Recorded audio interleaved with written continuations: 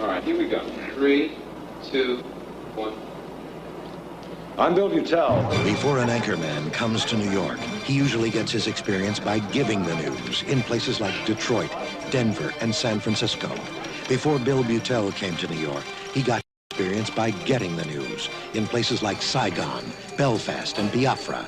This is Bill Beutel, 55 miles to the northeast of Saigon. It's in the heart of the city, in the heart of Belfast. But 14 years ago, when I stood on that side of the Suez Canal, 5 million people in Saigon.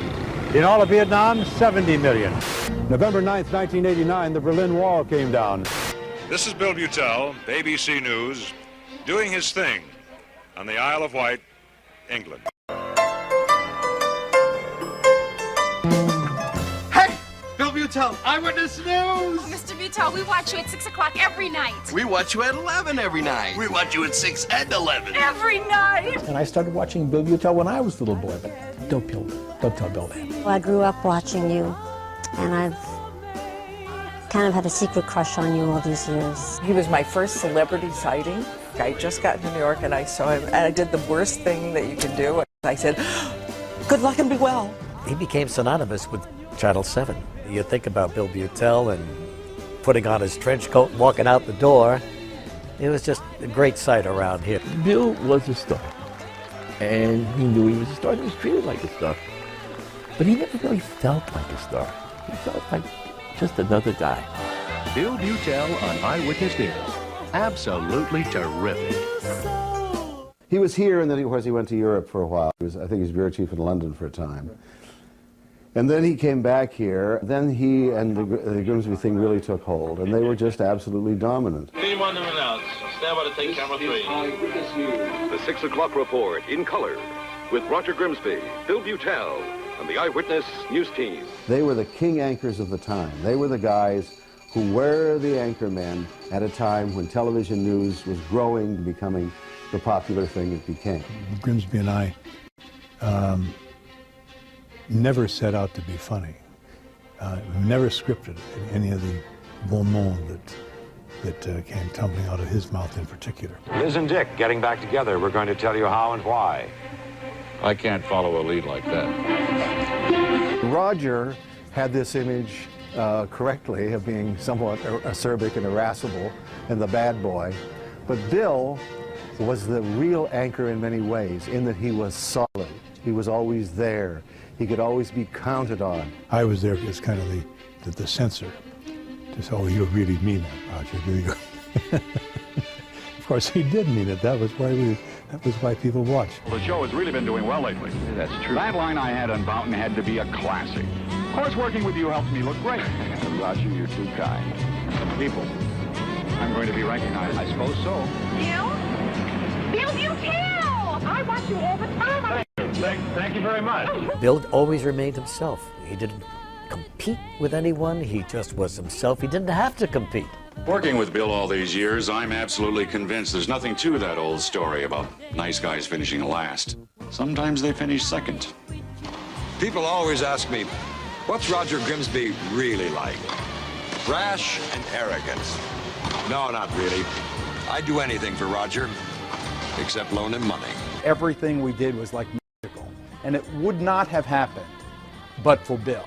He was that steadying presence that had a profoundly stabilizing effect on what would have been a bunch of nut jobs.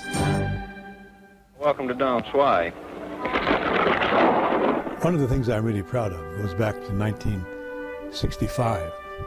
I wanted very, very badly to go to Vietnam. I want to be real frank with you that I can't guarantee safety here. In fact, I can't even guarantee our own safety. That's what we're trying to do most of the time. And that started a trend which exists manyfold today. We cover the world, and we cover it by sending reporters there.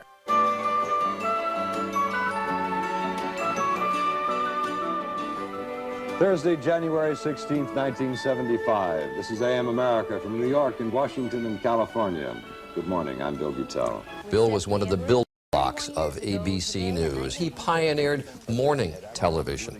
Without the work that Bill did on AM America, Good Morning America could not have succeeded. And so I owe him a personal debt of gratitude. It may be that he was just born to be a great local anchor person.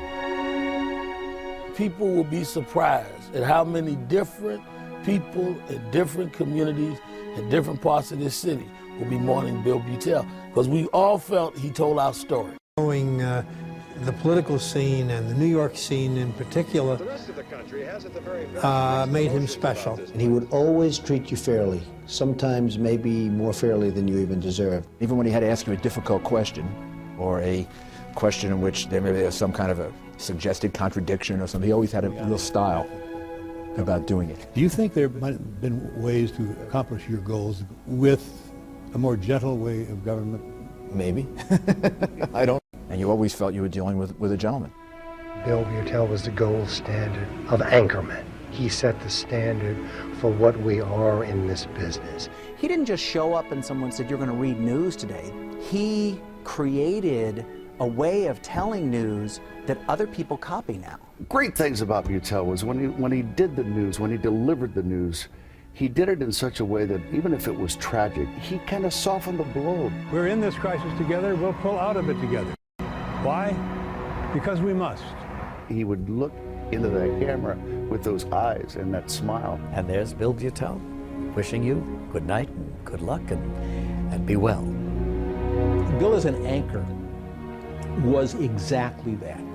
He not only anchored the broadcast, he anchored the news team. It was Bill's newscast. He's the franchise. Still is. Always will be. Every night, I loved going out on that anchor set. Bill would have a joke, he'd sing, he loved to sing out there. Another day. He had that great voice. You remember when he played at Carnegie Hall?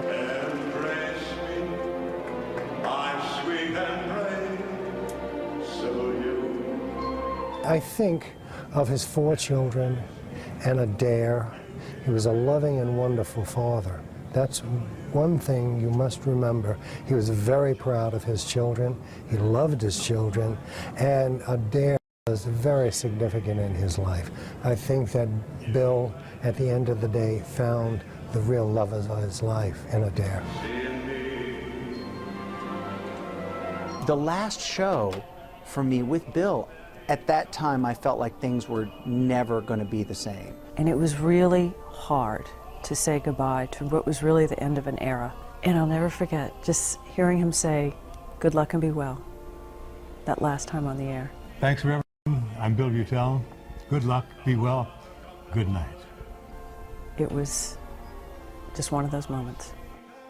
I hope the legacy is not the epitaph, but I would say that if I leave a legacy, and I hope I do, it's my joy in this work. There's never been a day when I didn't want to come to work. That's not to say that I wouldn't have rather gone fishing on a given day, but there was never I said, "Oh my God, I've got to go down to that studio and do this thing again." I would hope that younger people can find the same kind of joy in this kind of work. But what we do on the tube each day, if we are giving ourselves to it, we are doing something of great value to the country, to ourselves, that we do that is worthwhile, and with God's luck, you can be happy doing it. I was.